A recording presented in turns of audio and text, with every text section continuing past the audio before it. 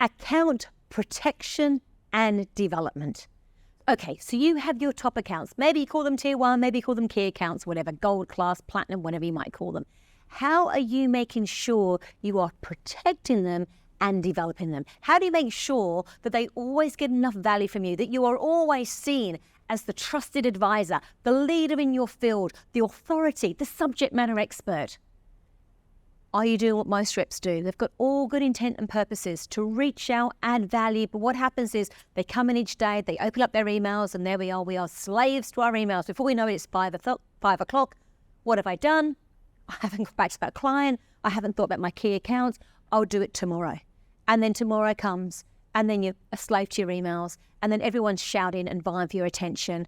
And often we can't work out the priority of those clients. We may not have the skills to have time management skills in terms of thinking that client can wait till tomorrow, or this thing internally can wait till Friday. And therefore, before you know it, it's 6 p.m. We haven't looked after our key accounts again, and on we go. So my tip for you is this: a few things with account protection and development. One, I'd have the names of those companies up in front of you. I want them to be the center of your world, knowing that it's so important to connect with them. And depending on what business you're in, it might be weekly, it might be daily, it might be monthly, only you can decide. So who are the companies and who are the individuals within the companies? And you might find out you only know 1 or 2 people there. Well, that's quite dangerous, right? That's called one point of failure. 1 point of contact, 1 point of failure. What about if that person leaves? So first of all, you're going to go, okay, how many businesses have I got? How many contacts within those have I got? Okay, I've got 10 top accounts. I've got 3 within each. Now, I'm going to span it every week where I look at 2. And you might look at LinkedIn, the company profile, the individual's profile. What are they posting about? Can you make an intelligent conversation? Can you make a comment that adds to the conversation? If you can't, don't say anything. What are they following? What groups are they in? Where's their voice being heard? What does the website say? You might decide that every Friday for 3 hours, you just go through every single one of your accounts. You look them up to make sure you don't miss a birthday or a win or a celebration or a merger or something that they're doing. You're on top of your game. If you're going to be and live the authority, the industry standard, then you need to know your industry and you need to know those clients, because that is the way you know how you can reach out and add value. You've got excuses to reach out that way, either through LinkedIn as a comment or a message, or through an email. So that's the number one thing. Who are they? How often am I going to have a touch point with them?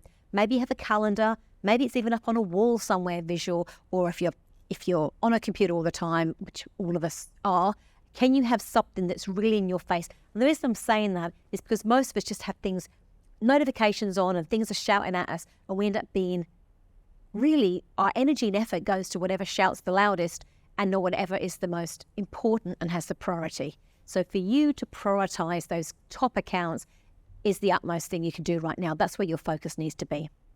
And then you might think about, well, how can I add value? So if you're in a company where there's other people, you might ask other people, how do you add value? How do you add value? You know, the sum of more people is better than the sum of one. You might have a frequently asked question thing that comes up. You think, oh, I can send that to all of my top accounts. A personalized email to each. Remember, when you send an email to anybody, think about that email. That is real estate. What does the subject header say? Is it about them or is it about you?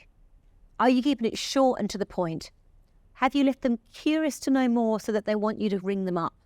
Have you changed your signature so it aligns with the conversation? Does your signature say something completely different to what they're trying to buy of you?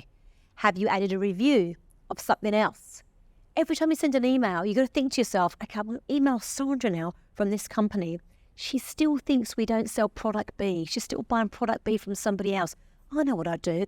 I'll put in my signature, get marketing to do a new signature about that product, and I'll get that review that so-and-so gave us that's not a competitor and put that in. So when I write to Sandra, I'll say, by the way, here's a review below by Aaron, who happened to have so-and-so product a few weeks ago and what he said about it. You've got real estate there. You've got airtime on being able to cover anything you want to cover. But the key, the clincher always is, are you adding value? When they see an email come from you, do they think to themselves, oh, here's so-and-so emailing me. Fantastic. They're always adding value.